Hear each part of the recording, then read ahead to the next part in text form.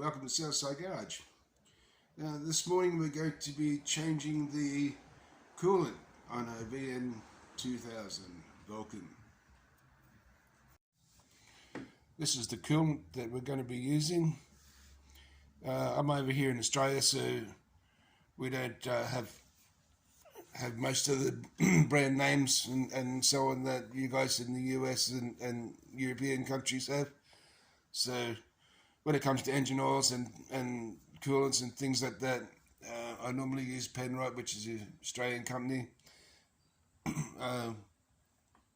This is pretty much like your multi-purpose coolant, pre-mixed, ready to go. On the back there, like it says, car, utility, motorcycle, or even a big truck. So it's pretty much a multi-purpose one. So that's what we'll be using today.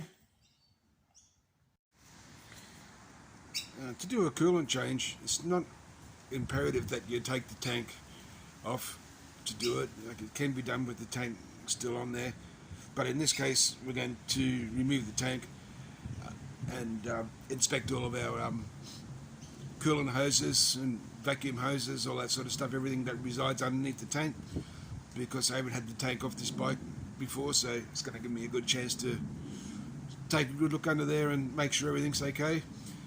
And I'm actually going to blank off the air hoses into the exhaust ports to see if I can eliminate the exhaust popping at the same time.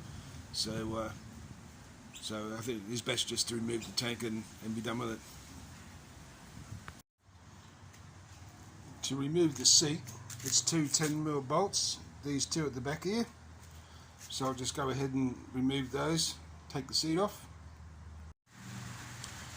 Because I'm going to do an all-round visual inspection of all the wiring and hoses and so on, I'm also going to remove the two side covers at this point.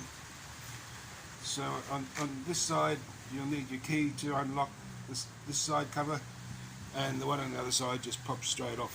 So I'll go ahead and do that. Before I start on the fuel tank, I'm actually going to remove this battery cover and disconnect the battery leads, as we're going to be disconnecting wiring and fuel lines and so on, and they're all close together on the other side there. So to prevent fire or any short or anything like that, we're going to disconnect the battery cables just to be safe. So with the battery cover, there's a number of bolts holding just this little piece of plastic on. So what I did in the past, the first time I had to go into the battery, when I put the cover back on, I just used two of the bolts to hold the cover. I think that's more than ample just to hold that little cover on. So two of the bolts that are easily accessible there, and then don't forget to move your wiring connector there. You don't need to unplug it, but just lift it off out the way, because it actually clips into the cover as well, so you don't want to be yanking on your wires there.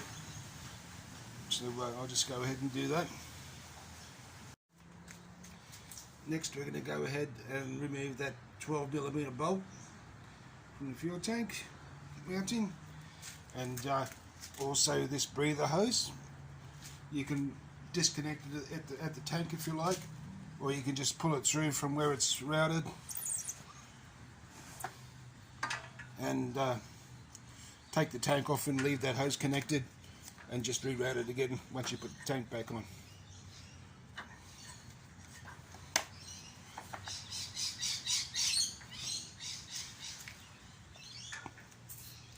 So I'll go ahead and remove that 12mm bolt now.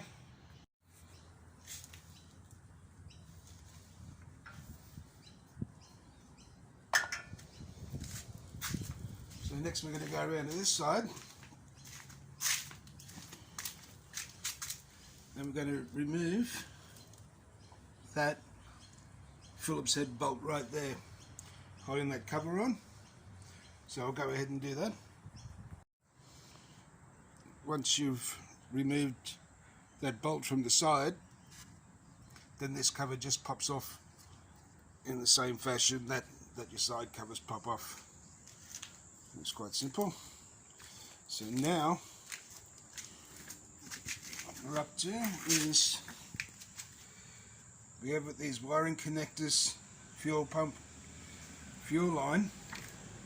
So what we're going to need to do is disconnect some of these wiring connectors and possibly drop this whole assembly down and get at the fuel line where we can disconnect it there, and then the tank should be right to come off.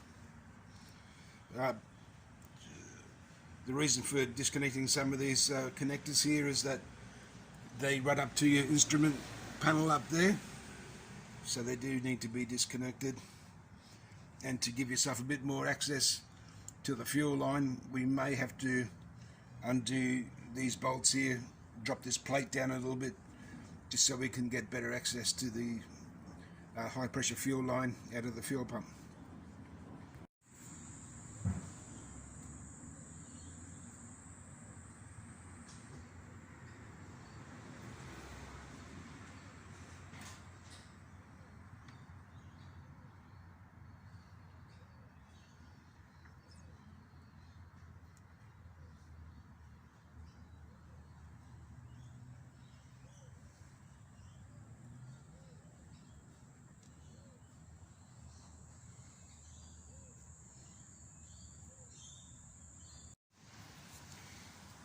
So now we've unplugged our 4 wiring connectors.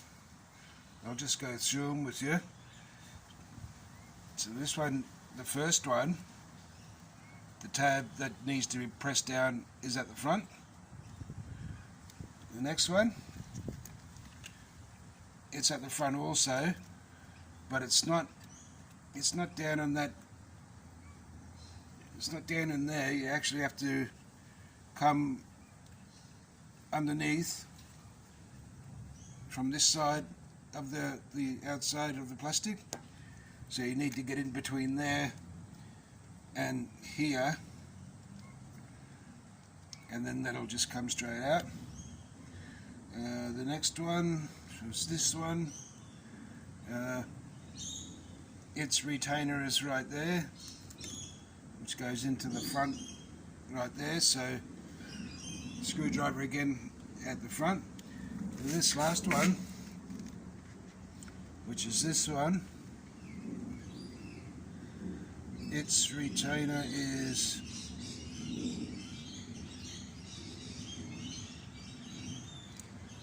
on this side, so you'll need to come in from that side with your screwdriver underneath and pop that out. So there are your 4 plugs, wiring plugs, and you have these metal keepers here that the wiring's looms run through, and there's another one up under there, so I have to pull all of those wires out of the way, and then we're going to undo these bolts that hold this plate on with the other half of the wiring loom, so we can smooth that a little bit out of the way so we can get at the fuel line and disconnect that. So I'll just go ahead and do that now.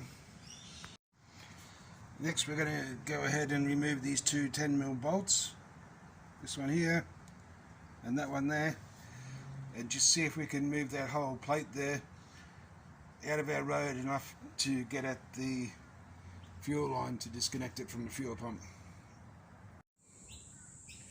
The 2 mounting bolts are different lengths. The longer one went to the front of the motorcycle and the shorter one went to the rear. Next we're going to need to push those orange tabs back and remove the fuel line off the fuel pump, and then the next will be another breather on this side of the tank at the rear. So I'll just go ahead and do the fuel line.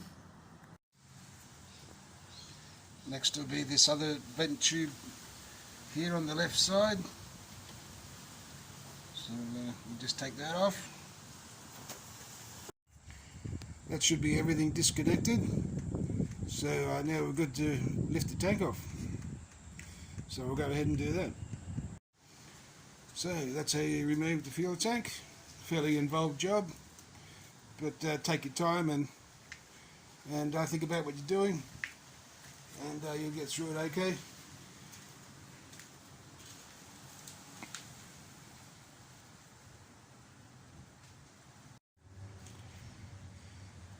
So now that we've got the seat and the tank off, the next job now is to drop the coolant out of it.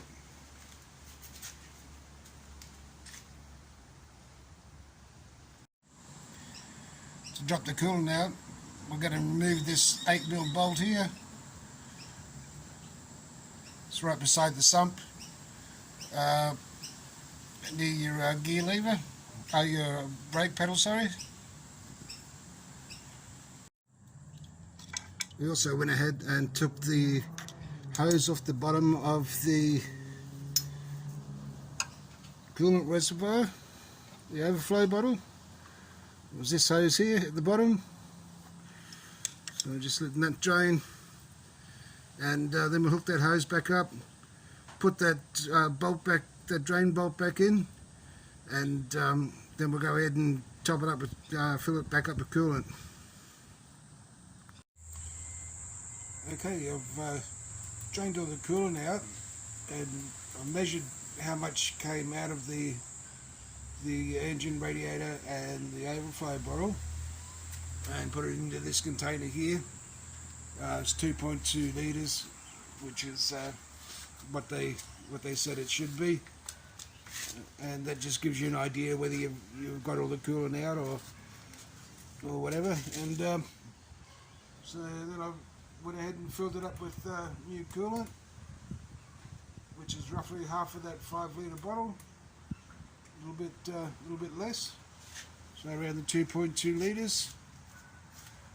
So we should be good to go. We'll just put everything back together again in the reverse that we took it apart, and we should be good.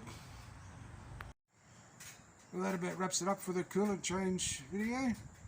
I hope that was able to help somebody out, and safe riding, and I'll catch you on the next one.